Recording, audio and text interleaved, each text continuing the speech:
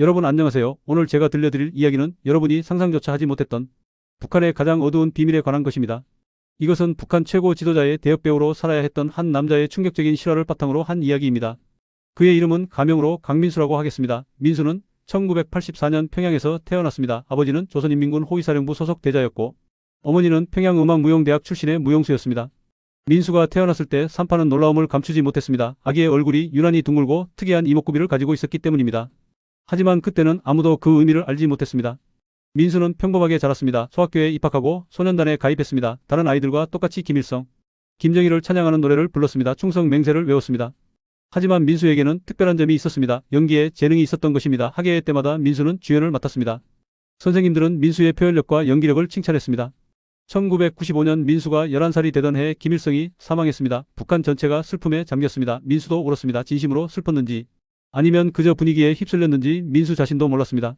김정일이 최고 지도자가 되었습니다. 고난의 행군이 시작되었습니다. 식량난이 심각해졌고 많은 사람들이 굶어 죽었습니다. 하지만 민수의 가족은 비교적 괜찮았습니다. 아버지의 지휘 덕분이었습니다. 1998년 민수는 평양연극영화대학 예비반에 입학했습니다. 연기를 전문적으로 배우기 시작한 것입니다. 민수는 두각을 나타냈습니다. 교수들은 민수의 재능을 높이 평가했습니다. 2002년 민수가 18살이 되던 해 인생을 바꿀 사건이 일어났습니다. 어느 날 갑자기 호위사령부 요원들이 민수의 집에 찾아온 것입니다. 요원들은 민수를 데리고 어디론가 갔습니다. 부모님은 불안해했지만 감히 반대할 수 없었습니다. 민수는 평양 외곽의 비밀시설로 이송되었습니다. 그곳에서 민수는 믿을 수 없는 제안을 받았습니다. 김정일 동지의 특별 임무를 수행할 인재로 선발되었다는 것이었습니다. 민수는 영광스러우면서도 두려웠습니다. 며칠 후 진실이 밝혀졌습니다. 민수는 김정일의 아들 김정은의 대역배우로 훈련받게 된 것이었습니다. 당시 김정은은 스위스 유학을 마치고 돌아와 후계자 수업을 받고 있었습니다. 민수는 처음에 이해할 수 없었습니다. 자신과 김정은이 닮았다는 것을 몰랐기 때문입니다. 하지만 거울을 보고 김정은의 사진과 비교하자 놀랐습니다. 확실히 비슷한 점이 많았습니다. 둥근 얼굴형, 작은 눈, 코의 모양, 심지어 헤어스타일까지 비슷했습니다. 물론 완전히 똑같지는 않았지만 화장과 의상으로 충분히 속일 수 있는 수준이었습니다. 민수는 선택의 여지가 없었습니다. 거절하면 가족 전체가 위험해질 것이 분명했습니다. 민수는 임무를 받아들였습니다. 그날부터 지옥같은 훈련이 시작되었습니다. 훈련소에는 민수 외에도 3명의 젊은이가 더 있었습니다. 모두 김정은과 비슷하게 생긴 사람들이었습니다. 그들은 예비 대역들이었습니다. 가장 뛰어난 사람만 살아남을 것이었습니다. 훈련은 가혹했습니다. 매일 아침 6시에 기상해서 밤 12시까지 훈련했습니다. 걸음걸이, 말투, 손동작, 표정, 모든 것을 김정은과 똑같이 만들어야 했습니다. 김정은의 영상을 수백 번 반복해서 봤습니다. 그의 웃는 모습, 화난 모습, 연설하는 모습, 모든 것을 외워야 했습니다. 조금이라도 틀리면 체벌을 받았습니다. 민수는 김정은의 목소리도 흉내내야 했습니다. 성대모사 전문가가 와서 훈련시켰습니다. 수천 번 연습했습니다. 목이 쉬고 피가 나도 계속해야 했습니다. 6개월 후 첫 번째 탈락자가 나왔습니다. 훈련을 견디지 못한 한 청년이었습니다. 그는 어디론가 끌려갔고 다시는 볼 수 없었습니다. 나머지 셋은 더 열심히 훈련했습니다. 1년 후 두 번째 탈락자가 나왔습니다. 이번에는 실력이 부족해서였습니다. 아무리 훈련해도 김정은을 완벽하게 흉내낼 수 없었던 것입니다. 그도 사라졌습니다. 이제 민수와 다른 한 명만 남았습니다. 그의 이름은 박철호였습니다. 철호는 민수의 라이벌이자 동지였습니다. 두 사람은 서로를 견제하면서도 의지했습니다. 2004년 최종 선발이 있었습니다. 김정일 앞에서 직접 시연하는 것이었습니다. 민수와 철호는 각각 김정은 행세를 해야 했습니다. 완벽하게 속여야 했습니다. 민수의 차례가 왔습니다. 긴장으로 온몸이 떨렸지만 겉으로는 태연했습니다. 김정은처럼 걸었고 김정은처럼 말했습니다. 연설문을 낭독하고 간부들과 대화했습니다.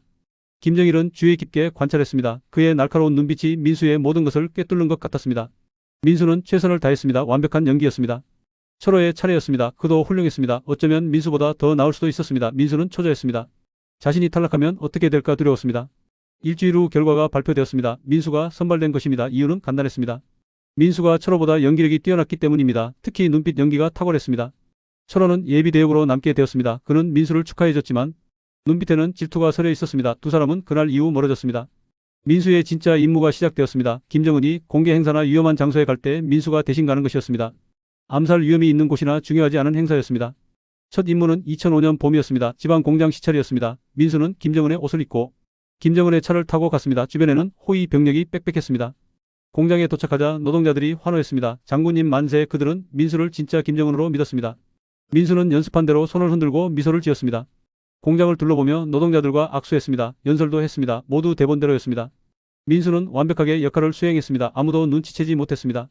그날 밤 민수는 복잡한 감정을 느꼈습니다. 성공적으로 임무를 마쳤다는 안도감. 하지만 동시에 이상한 죄책감도 들었습니다. 사람들을 속였다는 죄책감이었습니다. 그 후 민수는 정기적으로 대역 임무를 수행했습니다. 한 달에 두세 번 정도였습니다. 대부분 위험하지 않은 행사들이었습니다. 공장 시찰, 농장 방문, 예술 공연 관람 같은 것들이었습니다. 민수는 점점 능숙해졌습니다. 김정은의 모든 것을 체화했습니다. 걷는 방식, 말하는 톤, 미소 짓는 각도까지 완벽하게 따라했습니다. 실제 김정은보다 더 김정은 같았습니다. 하지만 이런 생활이 계속되면서 민수는 변하기 시작했습니다. 자신이 누구인지 헷갈렸습니다. 거울을 보면 김정은이 보였습니다. 진짜 자신의 얼굴을 잊어가고 있었습니다. 2008년 김정일의 건강이 악화되었습니다. 뇌졸중으로 쓰러진 것입니다. 김정은의 후계 작업이 가속화되었습니다. 민수의 임무도 늘어났습니다. 이제 민수는 거의 매주 대역 일을 했습니다. 때로는 하루에 두세 곳을 다녔습니다. 피곤했지만 불평할 수 없었습니다. 국가의 중요한 임무였습니다. 2009년 민수는 처음으로 군부대를 방문했습니다. 전방부대였습니다. 위험도가 높은 지역이었기 때문에 진짜 김정은 대신 민수가 간 것입니다. 부대에 도착하자 군인들이 일제히 격려했습니다. 민수는 김정은처럼 부대를 시찰했습니다. 훈련 상황을 점검하고 지휘관들과 대화했습니다. 그때 이상한 일이 일어났습니다. 한 고참 장교가 민수를 유심히 쳐다본 것입니다.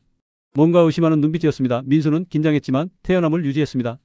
장교는 민수에게 다가와 질문을 했습니다. 작년 이 부대를 방문했을 때 했던 지시사항을 기억하느냐는 것이었습니다. 이것은 함정이었습니다.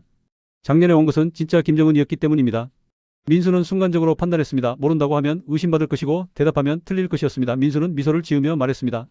내가 한 말을 내가 모두 기억하고 있다니 기쁘다. 하지만 중요한 것은 과거가 아니라 현재다. 지금 이 부대의 상태가 어떤지 그것이 중요하다고 말입니다. 장교는 잠시 망설이다가 고개를 숙였습니다. 예, 장군님 죄송합니다. 민수는 위기를 넘겼습니다. 하지만 식은땀이 등을 타고 흘렀습니다. 그날 이후 민수는 더욱 조심하게 되었습니다. 언제든 정체가 탄로날 수 있다는 것을 깨달았습니다. 한 번의 실수가 죽음을 의미했습니다. 2010년 민수는 국경 지역을 방문했습니다. 중국과의 접경 지역이었습니다. 국경 경비대를 시찰하는 임무였습니다. 그곳에서 민수는 충격적인 광경을 목격했습니다. 두만강을 건너려던 탈북자가 총에 맞아 죽는 것을 본 것입니다. 여자였습니다. 아마 20대 초반으로 보였습니다. 그녀는 강 한가운데서 총에 맞아 물에 쓰러졌습니다. 경비대원들은 아무렇지 않게 보고했습니다. 탈북자 한 명 사살했다고. 민수는 김정은처럼 고개를 끄덕이며 잘했다고 말해야 했습니다. 하지만 속으로는 충격을 받았습니다. 그날 밤 민수는 잠을 이룰 수 없었습니다. 죽어가던 여자의 모습이 계속 떠올랐습니다. 그녀는 왜 탈북하려 했을까? 무엇이 그녀를 그렇게 절박하게 만들었을까? 의문이 들었습니다. 이것은 민수의 첫 번째 깨달음이었습니다. 북한 체제에 대한 의문이 싹트기 시작한 것입니다. 하지만 아직은 작은 의문에 불과했습니다. 2011년 12월 김정일이 사망했습니다. 김정은이 최고 지도자가 되었습니다.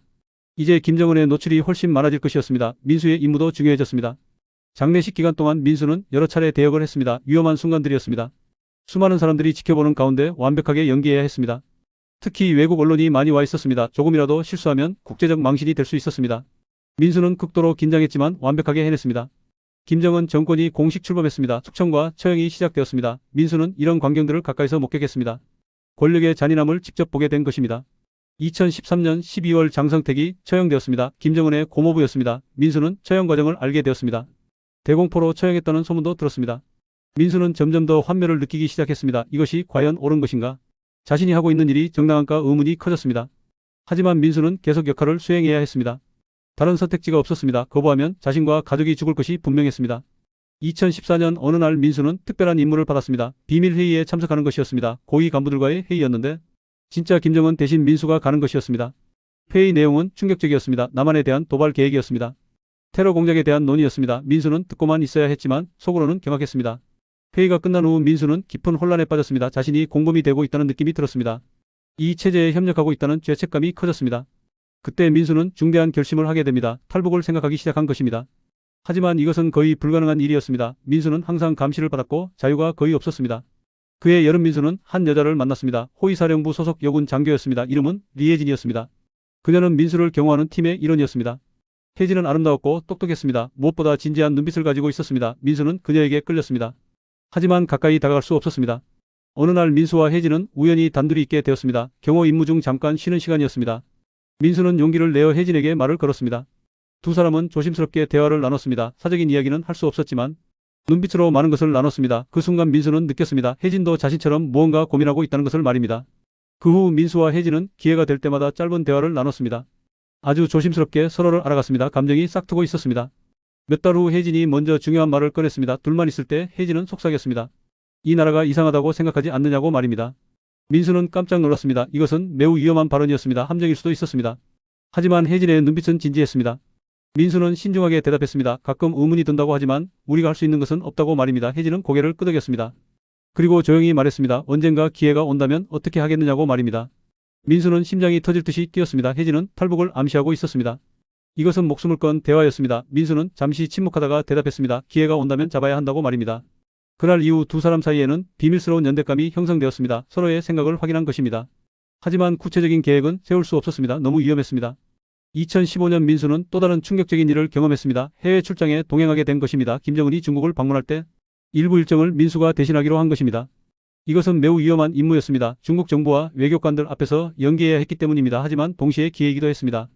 북한을 벗어날 수 있었기 때문입니다. 중국에서 민수는 생전 처음 외부 세계를 경험했습니다. 베이징의 발전된 모습에 충격을 받았습니다. 북한과는 완전히 달랐습니다. 호텔 방에서 민수는 몰래 중국 TV를 봤습니다. 뉴스, 드라마, 광고 모든 것이 신기했습니다. 사람들이 자유롭게 사는 모습이 부러웠습니다. 그때 민수는 확신했습니다. 반드시 탈출해야 한다고, 이 체제에서 벗어나야 한다고, 자유를 찾아야 한다고 말입니다. 하지만 그 여행에서는 탈출할 기회가 없었습니다. 경호가 너무 삼엄했고 모든 것이 통제되었습니다. 민수는 북한으로 돌아올 수밖에 없었습니다. 돌아온 후 민수는 혜진에게 중국에서의 경험을 조심스럽게 이야기했습니다. 혜진도 관심을 보였습니다. 두 사람은 언젠가 함께 탈출하기로 은밀히 약속했습니다. 하지만 구체적인 계획은 여전히 어려웠습니다. 민수는 항상 감시받았고 혜진도 마찬가지였습니다. 두 사람의 관계조차 숨겨야 했습니다. 2016년 민수와 혜진의 관계가 조금씩 깊어졌습니다. 사랑하게 된 것입니다. 하지만 이것을 드러낼 수 없었습니다. 민수의 신분상 연애가 금지되어 있었기 때문입니다. 두 사람은 극도로 조심하며 만남을 이어갔습니다. 눈빛으로 사랑을 확인하고 짧은 접촉으로 감정을 나눴습니다. 때로는 쪽지를 몰래 주고받기도 했습니다. 그해 가을 민수에게 위기가 찾아왔습니다. 대역 임무 중 실수를 한 것입니다. 한 간부가 민수에게 개인적인 질문을 했는데 민수가 제대로 대답하지 못한 것입니다. 간부는 의심스러운 표정을 지었습니다. 민수는 황급히 다른 화제로 돌렸지만 불안했습니다. 보고가 올라가면 조사를 받을 수도 있었습니다. 다행히 큰 문제로 발전하지는 않았습니다. 하지만 이 사건은 민수에게 경각심을 주었습니다. 언제든 발각될 수 있다는 것을 깨달았습니다. 2017년 북미 관계가 극도로 악화되었습니다. 트럼프와 김정은의 설전이 이어졌습니다. 전쟁 위기설까지 돌았습니다. 민수도 긴장된 시기를 보냈습니다. 그해 여름 민수는 핵시설을 방문하게 되었습니다. 진짜 김정은 대신 시찰하는 임무였습니다. 그곳에서 민수는 북한 핵 프로그램의 실체를 목격했습니다. 과학자들은 자랑스럽게 설명했습니다. 핵무기 개발 현황과 미사일 기술에 대해 말입니다. 민수는 듣고만 있었지만 속으로는 복잡했습니다. 이런 무기들이 정말 필요한 것일까? 평화를 지킨다는 명분이 진짜일까? 아니면 권력을 유지하기 위한 수단일까? 민수는 확신할 수 없었습니다. 그해 말 민수는 중대한 정보를 얻게 됩니다. 다른 대역 배우들의 존재를 알게 된 것입니다. 자신만 있는 것이 아니라 여러 명이 있었던 것입니다. 민수는 박철호를 다시 만났습니다. 오랜만이었습니다. 철호는 여전히 예비 대역으로 일하고 있었습니다. 두 사람은 조심스럽게 대화를 나눴습니다. 철호는 민수에게 충격적인 이야기를 했습니다. 초기에 선발되었던 다른 대역들이 모두 제거되었다는 것입니다. 쓸모없어지면 죽임을 당한다는 것이었습니다. 민수는 공포를 느꼈습니다. 자신도 언젠가 그렇게 될 수 있다는 것을 깨달았습니다. 대역은 소모품이었습니다. 필요 없어지면 버려지는 존재였습니다. 그날 밤 민수는 결심했습니다. 반드시 탈출해야 한다고, 더 이상 미룰 수 없다고, 구체적인 계획을 세워야 한다고 말입니다. 민수는 혜진을 만나 진지하게 이야기했습니다. 탈출을 시도하자고, 구체적으로 준비하자고 말입니다. 혜진도 동의했습니다. 더 이상 기다릴 수 없다고 했습니다. 두 사람은 비밀리에 계획을 세우기 시작했습니다. 가장 큰 문제는 감시를 피하는 것이었습니다. 민수는 항상 호의를 받았고 이동이 제한되었습니다. 혜진이 아이디어를 냈습니다. 해외 출장을 이용하자는 것이었습니다. 다음 해외 일정이 있을 때 중국이나 러시아에서 탈출하자고 제안했습니다. 하지만 이것도 쉽지 않았습니다. 해외에서도 경호가 삼엄했기 때문입니다. 게다가 혜진이 같은 일정에 포함될지도 불확실했습니다. 2018년 봄 기회가 왔습니다. 남북 정상회담이 예정된 것입니다. 이것은 역사적 사건이었습니다. 준비 과정에서 민수의 임무도 늘어났습니다. 회담 전 리허설에 민수가 참여했습니다. 실제 회담장에서 동선과 절차를 연습하는 것이었습니다. 이것은 남한 땅에 가는 것을 의미했습니다. 민수는 엄청난 기회라고 생각했습니다. 남한에서 탈출하면 바로 자유를 얻을 수 있었습니다. 북한으로 돌아갈 필요가 없었습니다. 하지만 현실은 달랐습니다. 리허설은 판문점에서 이루어졌고 경호가 극도로 삼엄했습니다. 탈출은 불가능했습니다. 조금이라도 이상한 행동을 하면 즉시 제압될 것이었습니다. 정상회담이 성공적으로 끝났습니다. 민수는 리허설에만 참여했고 실제 회담은 진짜 김정은이 참석했습니다. 민수는 기회를 놓친 것에 아쉬워했습니다. 그해 여름 민수는 싱가포르 출장에 동행하게 되었습니다. 북미 정상회담 때문이었습니다. 이번에도 일부 일정을 대신하는 역할이었습니다. 싱가포르에서 민수는 다시 한번 외부 세계를 경험했습니다. 발전되고 자유로운 도시 국가였습니다. 민수는 더욱 탈출 의지를 굳혔습니다. 하지만 역시 기회는 없었습니다. 경호가 너무 철저했고 모든 동선이 통제되었습니다. 민수는 좌절했지만 포기하지 않았습니다. 북한으로 돌아온 후 민수는 혜진과 다시 논의했습니다. 해외 탈출은 어렵다는 결론에 도달했습니다. 다른 방법을 찾아야 했습니다. 혜진이 새로운 계획을 제시했습니다. 북한 내에서 탈출을 시도하자는 것이었습니다. 국경을 넘어 중국으로 가는 방법이었습니다. 민수는 회의적이었습니다. 자신의 신분상 국경 지역에 갈 기회가 거의 없었기 때문입니다. 게다가 항상 경호원들이 따라다녔습니다. 하지만 혜진은 계획이 있었습니다. 지방 시찰 일정을 이용하는 것이었습니다. 국경 근처 지역을 방문할 때 틈을 노리자는 것이었습니다. 2019년 그 기회가 왔습니다. 민수는 함경북도 지역 시찰 임무를 받았습니다. 국경과 가까운 지역이었습니다. 혜진도 경호팀에 포함되었습니다.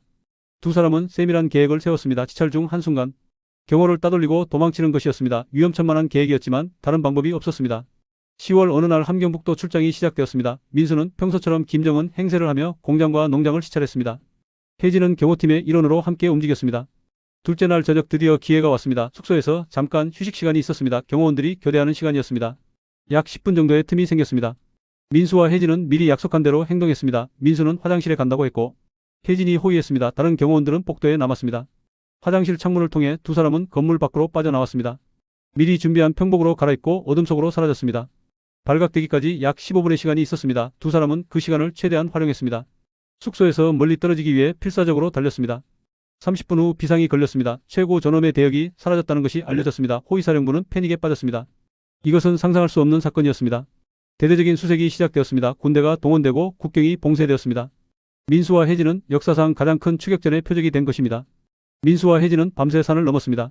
국경 방향으로 계속 이동했습니다. 추격대의 소리가 점점 가까워졌습니다. 개 짖는 소리도 들렸습니다. 새벽녘 두 사람은 작은 동굴에 숨었습니다. 추격대가 지나가기를 기다렸습니다. 숨을 죽이고 움직이지 않았습니다. 심장 소리가 너무 커서 들킬 것 같았습니다. 추격대가 지나갔습니다. 민수와 혜진은 안도의 한숨을 쉬었습니다. 하지만 아직 안전하지 않았습니다. 계속 이동해야 했습니다. 낮 동안 숨어 있다가 밤이 되자 다시 움직였습니다. 배가 고팠지만 참아야 했습니다. 물도 부족했습니다. 하지만 멈출 수 없었습니다. 이틀째 되는 날 두만강이 보였습니다. 드디어 국경에 도착한 것입니다. 하지만 강을 건너는 것은 또 다른 문제였습니다. 국경 경비가 극도로 강화되어 있었습니다.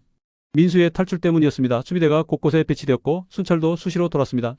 민수와 혜진은 기회를 엿보며 강가에 숨어 있었습니다. 하루 종일 관찰했습니다. 순찰 패턴을 파악하려 했습니다. 밤이 되었습니다. 달도 없는 캄캄한 밤이었습니다. 민수는 결심했습니다. 오늘 밤 건너야 한다고 더 이상 기다리면 잡힐 것이라고 생각했습니다. 자정이 지나 순찰대가 지나간 직후 두 사람은 강으로 향했습니다. 10월 말이라 물이 차갑습니다. 하지만 주저할 수 없었습니다. 강에 들어갔습니다. 물이 뼈를 애는 듯 차가웠습니다. 민수는 혜진의 손을 꽉 잡았습니다. 천천히 조심스럽게 강을 건넜습니다. 강 중간쯤 왔을 때 불빛이 비쳤습니다. 초소에서 강을 비추는 탐조등이었습니다. 민수와 혜진은 물속에 잠겼습니다. 숨을 참고 움직이지 않았습니다. 탐조등이 지나갔습니다. 두 사람은 다시 움직이기 시작했습니다. 조금씩 앞으로 나아갔습니다. 중국 쪽 강둑이 점점 가까워졌습니다. 갑자기 총소리가 울렸습니다. 발각된 것입니다. 경비대가 총을 쏘기 시작했습니다. 총알이 물 위를 스쳤습니다.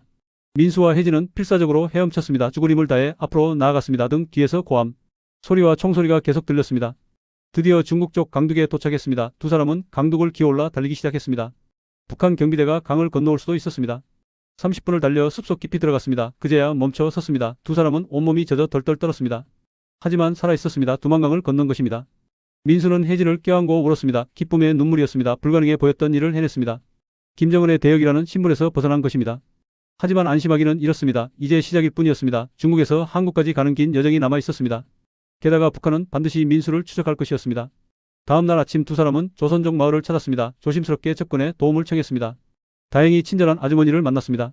아주머니는 두 사람의 상황을 듣고 놀랐습니다. 특히 민수가 김정은 대역이었다는 것에 경악했습니다. 하지만 도와주기로 했습니다. 아주머니는 탈북자 지원 네트워크와 연결해줬습니다. 며칠 후 한국의 NGO 단체와 연락이 닿았습니다. 그들은 민수의 정체를 확인하고 크게 놀랐습니다. 김정은의 대역 배우가 탈북했다는 것은 국제적 뉴스거리였습니다. 하지만 안전을 위해 비밀로 유지하기로 했습니다. 북한의 추격이 예상되었기 때문입니다. 실제로 북한은 중국 전역의 요원들을 풀었습니다. 민수를 찾아내 제거하라는 명령이었습니다. 민수가 가진 정보가 너무 많았기 때문입니다. 민수는 김정은의 모든 것을 알고 있었습니다. 그의 일정 습관, 건강 상태, 측근들 모든 것을 알았습니다. 이 정보가 외부에 알려지면 북한 정권에 큰 타격이 될 것이었습니다. NGO는 민수와 혜진을 안전한 곳으로 옮겼습니다. 중국 남부로 이동하며 여러 안가를 거쳤습니다. 추적을 피하기 위해 끊임없이 움직였습니다. 2019년 12월 두 사람은 마침내 라오스에 도착했습니다. 국경을 넘는 과정도 위험했지만 무사히 해냈습니다. 라오스에서 태국으로 가는 길이 열렸습니다.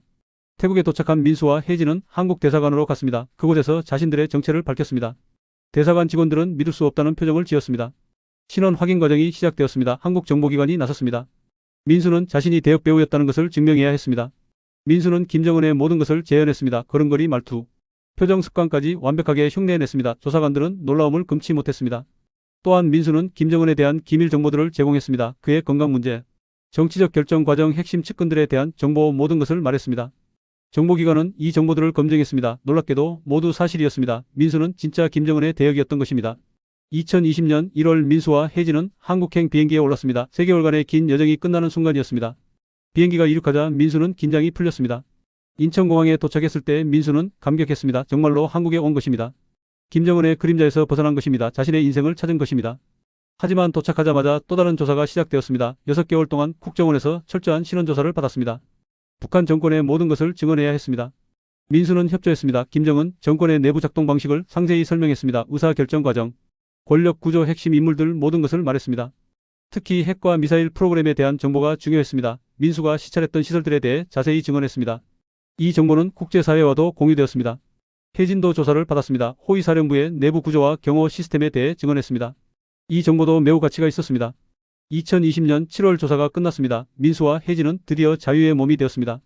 정부는 특별 보호 프로그램을 제공했습니다. 새로운 신분과 거주지를 마련해줬습니다.